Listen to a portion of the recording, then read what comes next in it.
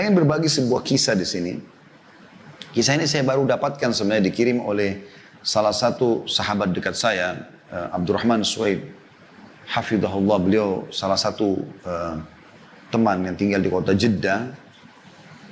Dan sering kali kami tukar-tukaran, kadang-kadang dia kirim beberapa cuplikan. Walaupun dia bukan seorang alim, dia adalah seorang pengusaha gitu kan. Tapi sering kali kami ngobrol dan segala macam. Dia sempat mengirimkan kepada saya sebuah kisah mungkin sekitar 2-3 hari yang lalu. Saya sempat terenyuh mendengar kisah itu. Cuplikan seorang hakim di salah satu pengadilan di Saudi yang menghadapi kasus yang menurut dia kasus yang paling unik gitu. Apa ceritanya? Saya waktu dikirimkan cuplikan sekitar 8 menit cuplikan itu. Ada gambar orang tua. Ada seorang ibu tua sekali sudah keriput semua mukanya. Ada juga 2 laki-laki sudah tua di kanannya, di kanan gambar itu ya. Saya belum menangkap pesannya pada saat itu, tapi kemudian saya dengarkan. Mungkin orang kalau tidak mendengar kisah ini, saya juga sempat kirim ke grup teman-teman dai, Allahu a'lam sempat terbaca atau tidak, karena 8 menit biasa membuat orang jenuh untuk mendengarkan. Tapi kalau didengarkan insya Allah akan dapat poinnya di situ. Nah di situ hakimnya sendiri berbicara, dia mengatakan salah satu yang paling unik yang saya pernah temui dalam pengadilan, dia menjadi hakim puluhan tahun gitu. Dia bilang datang seorang yang menurut saya sudah tua, waktu itu lebih tua daripada si hakim. Umurnya 60 tahun. Sudah sangat tua, jenggotnya sudah putih, datang, ya, kemudian mendekat kepada hakim, masuk di pengadilan, lalu dia mengatakan, saya punya keluhan hakim. Kata hakim, apa keluhanmu? Dia bilang, keluhanku aku mengeluhkan saudaraku, kakakku. Kata hakim, awalnya saya berpikir, umur 60 tahun, mau mengeluhkan kakaknya, masalah apa ini? Gitu. Sudah sangat tua gitu. Orang bertengkar mungkin antara 20 tahun sama 30 tahun, 40 tahun. Mungkin masih kadang-kadang masih terjadi. Ini 60 tahun. Berarti kakaknya lebih tua. Kata hakim, berapa umur kakakmu? Dia bilang 65 tahun. Apa permasalahan kalian?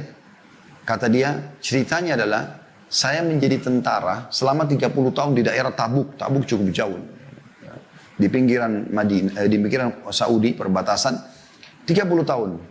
Dan saya memiliki seorang ibu yang tua. Ibu ini saya titipkan atau dijaga oleh kakak saya yang 65 tahun yang sedang saya keluhkan itu. Kata hakim, lalu apa yang kau keluhkan? Kakakmu menjaga ibumu dan kau pun menjadi askar. Kata dia, iya, ceritanya adalah selama 30 tahun itu saya selalu membagi gaji saya.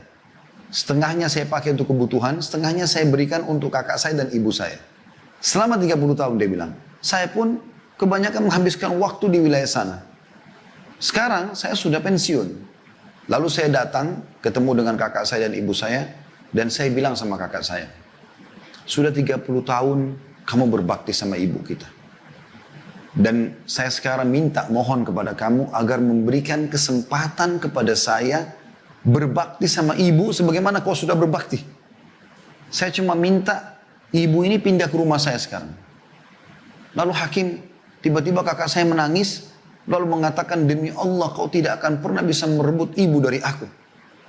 Kata si adik, saya bukan merebutnya, saya hanya sekedar mau memindahkan dia ke rumah saya dan Anda bisa ketemu sama dia setiap saat. Kau bisa ketemu sama dia setiap saat. Kata kakak saya, demi Allah kau tidak akan pernah bisa merebut ibu dari saya. Sebaliknya kau yang datang kepada saya di rumah ini. Saya tidak akan mungkin melakukan itu. Dia ulangi lagi, dia bilang, saya ulangi lagi, kak, saya hanya memindahkan dia ke rumah saya supaya saya bisa merasakan kenikmatannya berbakti sama ibu sebagaimana engkau telah menikmatinya 30 tahun. Kata kakak saya, kau sudah mendapatkan pahala kami, 30 tahun kau mengirimkan setengah gajimu, maka sekarang biarkan ibu sama saya. Jadi subhanallah, kata hakimnya, selama ini orang bertengkar antara saudara memperebutkan warisan, memperebutkan kedudukan, atau apalah. Ini memperebutkan di umur 60 sama 65 tahun, siapa yang lebih bisa merawat ibunya. Itu luar biasa gitu. Hakim ini menceritakan sambil meneteskan air mata, di suaranya itu kayak agak paruh gitu. Lalu dia bilang, saya pun mengatakan sama dia, baik, coba panggil kakakmu sama ibumu ke pengadilan. Kata dia, baiklah. Dipanggil lah, dia bilang. Terjadi kejadian yang luar biasa, dia bilang sampai satu pengadilan meneteskan air mata gara-gara kisah mereka. Dia bilang pada saat masuk, dia bilang, demi Allah, saya belum pernah melihat ada anak berbakti seperti kedua orang ini. Ibunya digendong oleh keduanya, Setengah tubuh ibunya dari pahanya dipegang oleh yang adik sebelah kiri dan si kakak pegang sebelah kanan. Mereka sama sekali tidak ingin ibunya menyentuhkan kakinya ke tanah. Digendong padahal ibunya masih mampu jalan. Sampai tiba di kursi. Lalu ibunya duduk tengah-tengah, si kakak duduk sebelah kanan, si adik duduk sebelah kiri. Kemudian saya mulai bertanya, ada masalah apa kalian? Ditanyalah kepada si adik, dia bilang, saya tanya kepada si adik, adik ini tentu punya 60 tahun ya. Maka kata adiknya, saya sudah ceritakan kepada anda hakim. Kata hakimnya, saya mau dengar, biar kakakmu juga mendengar keluhanmu, supaya ini benar atau tidak. Saya mau dia membenarkan atau tidak.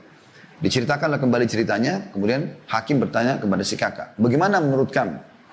Kata si kakak, benar apa yang dikatakan oleh dia.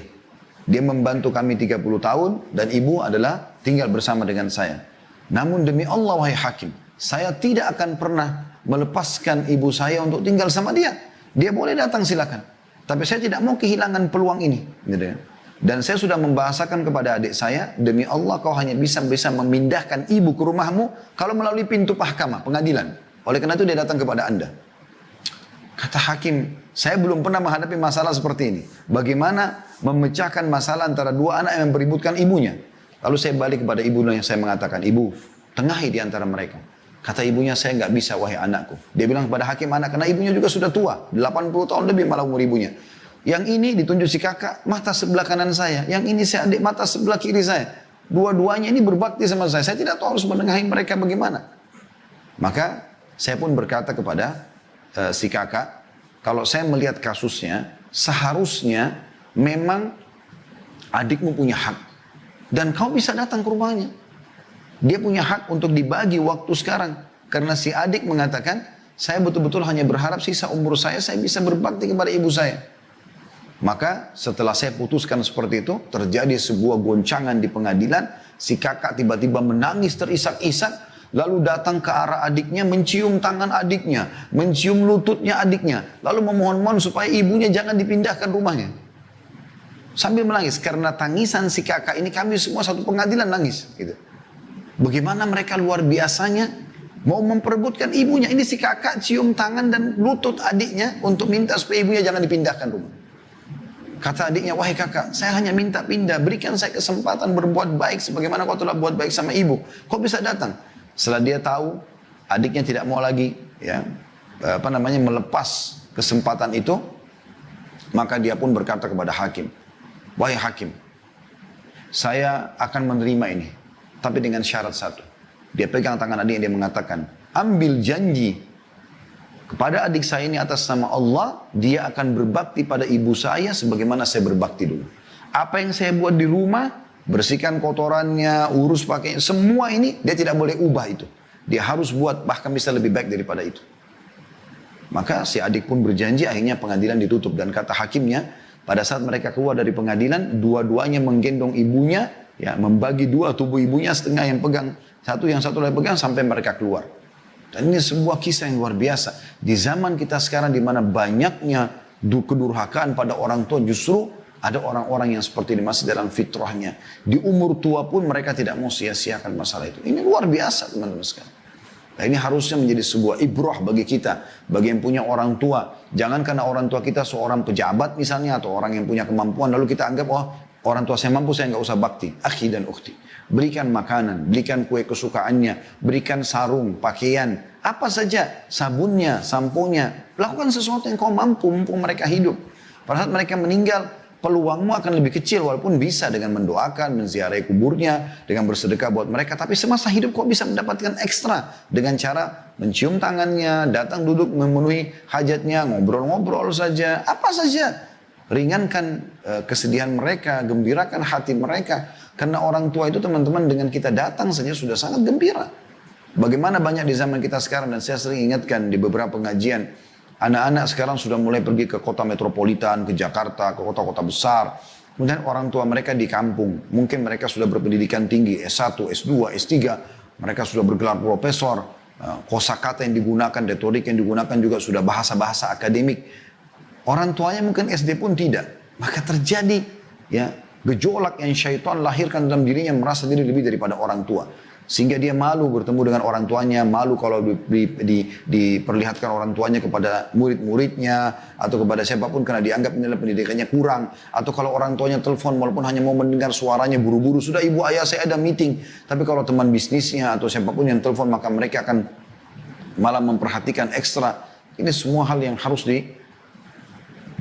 diperbaiki. Justru peluang kita teman-teman sekalian, surga kita ada di tangan keduanya. Minta doa kepada mereka.